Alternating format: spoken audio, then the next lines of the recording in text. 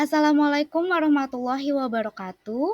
Perkenalkan, nama saya Aritalia Cantika Ardana dengan NIM 7211421186. Di sini saya akan menjelaskan tentang materi keputusan investasi modal.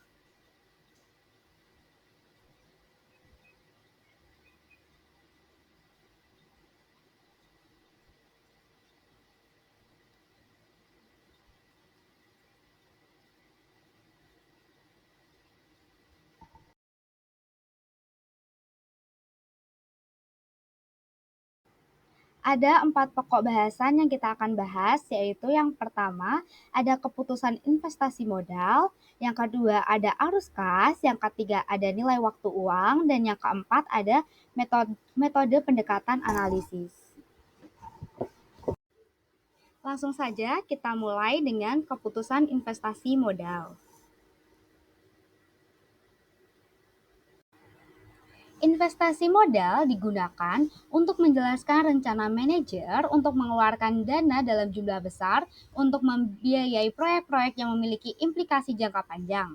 Keputusan investasi modal berkaitan dengan proses perencanaan, penetapan tujuan dan prioritas, pengaturan pendanaan dan penggunaan kriteria tertentu untuk memilih aktiva jangka panjang. Proses pengambilan keputusan investasi modal sering disebut sebagai penganggaran modal atau capital budgeting.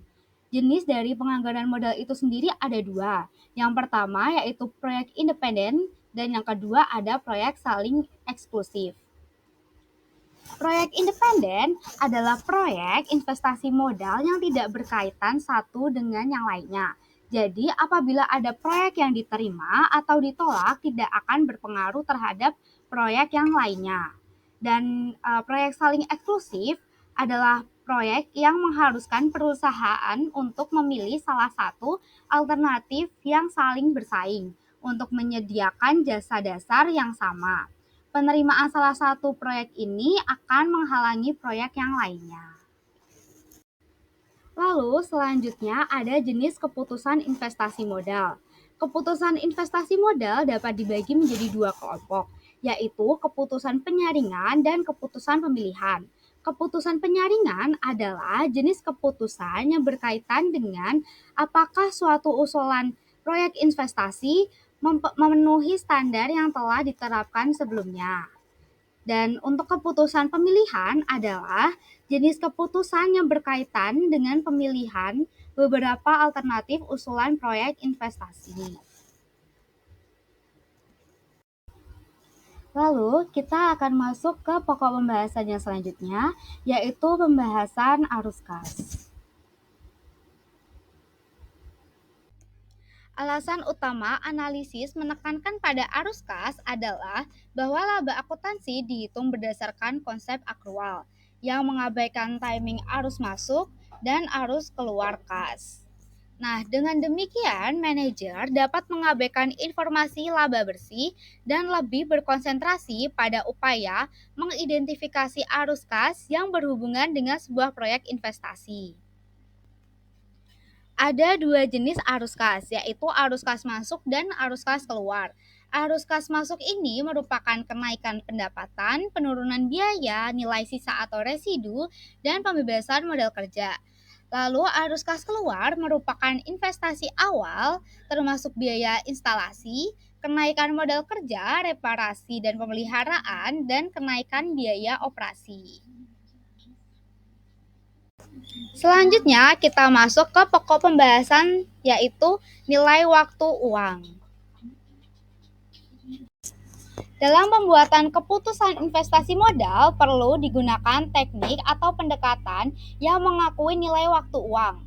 Hal ini didasarkan pada kenyataan bahwa nilai Rp1 pada hari ini lebih besar dibandingkan dengan nilai Rp1 pada tahun yang akan datang.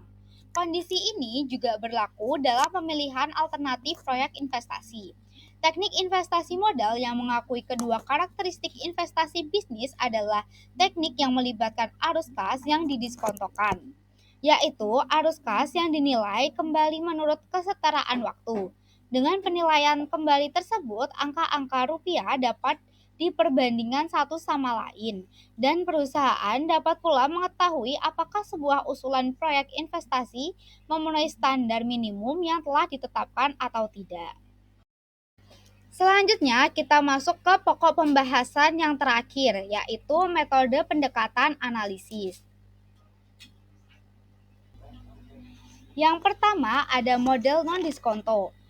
Di dalam model non-diskonto ini ada yang namanya metode payback period.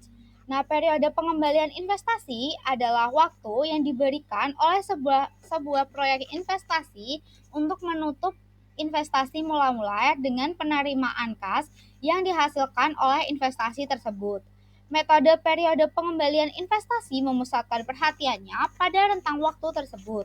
Anggapan dasar metode ini adalah semakin cepat waktu yang diperlukan oleh sebuah proyek investasi untuk menutupi investasi awal, semakin baik pula proyek investasi tersebut.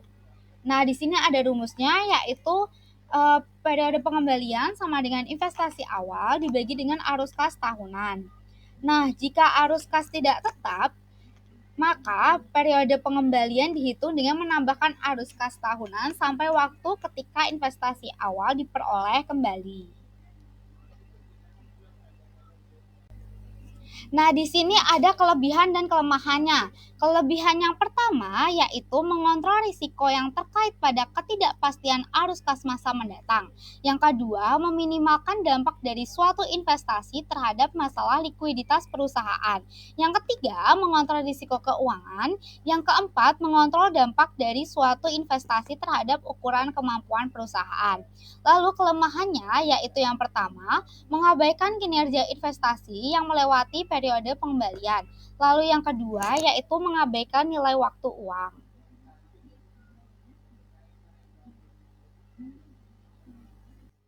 Di sini saya ada contoh soalnya, yaitu PT Neologi melakukan investasi pada generator RV seharga 10 juta rupiah. Arus kas yang dihasilkan peralatan tersebut adalah 2 juta rupiah per tahun, dan hitunglah periode pengembaliannya. Nah, periode pengembaliannya itu rumusnya kan investasi awal dibagi dengan arus kas tahunan. Jadi 10 juta tadi dibagi dengan 2 juta sehingga menghasilkan 5 juta. Jadi periode 5 tahun. Jadi periode pengembaliannya yaitu 5 tahun.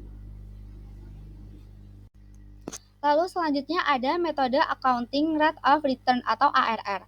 Nah, ARR adalah metode penilaian investasi yang berusaha menunjukkan rasio atau perbandingan antara keuntungan neto tahunan terhadap nilai investasi yang diperlukan untuk memperoleh laba atau keuntungan tersebut, baik diperhitungkan dengan nilai investasi atau rata-rata investasi.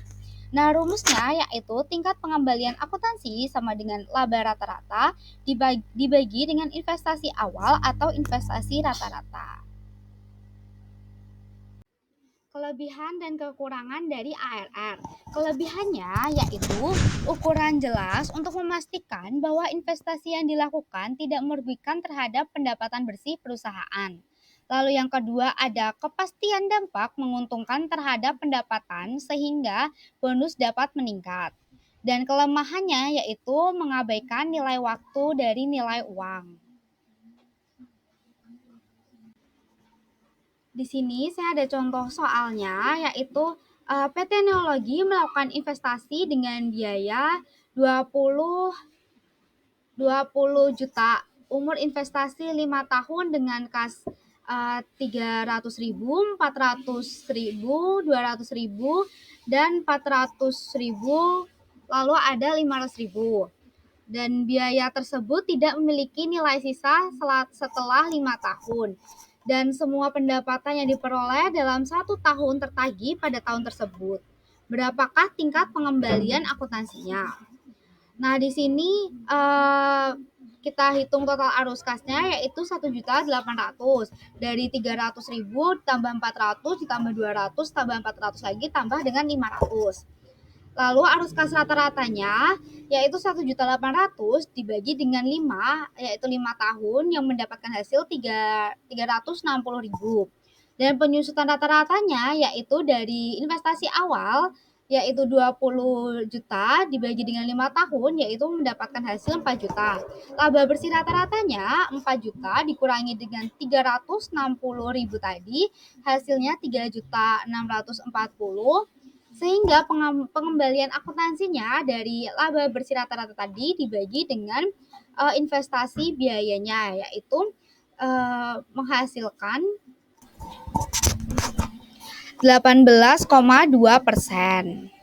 Jadi tingkat ARR-nya yaitu 18,2%. Selanjutnya ada model diskonto. Model diskonto ini ada dua. Yang pertama ini kita bahas terlebih dahulu, yaitu NPV atau metode Net Present Value.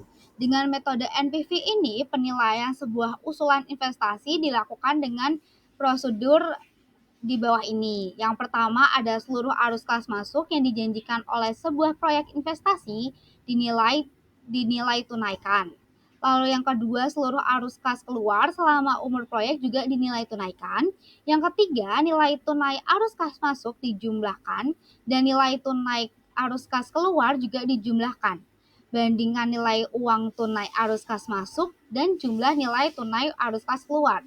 Nah, selisih antara kedua angka tersebut disebut juga dengan net present value atau NPV. Angka ini digunakan untuk membuat keputusan menerima atau menolak sebuah usulan investasi. Nah, di sini ada rumus dari NPV yang bisa dilihat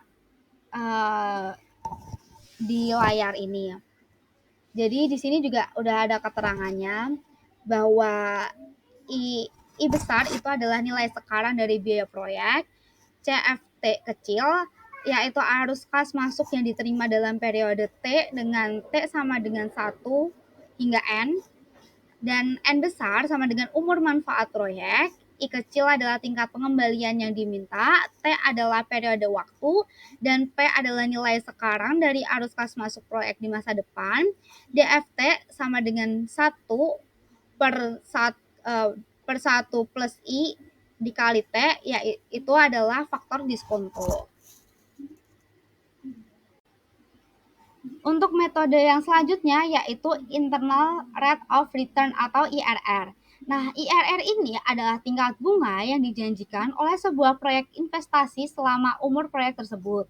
Tingkat bunga ini sering disebut dengan hasil sebuah proyek investasi. IRR dihitung dengan mencari tingkat bunga yang menyamakan nilai tunai arus kas keluar dan nilai tunai arus kas masuk sebuah proyek tersebut. Dengan kata lain, IRR merupakan tingkat bunga yang menghasilkan angka NPV sama dengan 0. Nah, ini untuk rumusnya. Lalu ada syarat keputusan IRR. Jadi jika IRR itu lebih dari modal kerjanya, proyeknya dapat diterima. Namun jika IRR sama dengan modal kerjanya, proyeknya dapat ditolak atau diterima, itu sama-sama seimbang. Tetapi jika IRR kurang dari modal kerjanya, proyek tidak dapat diterima. Itu tadi pembahasan kita. Kurang lebihnya mohon maaf. Terima kasih teman-teman telah melihat video ini.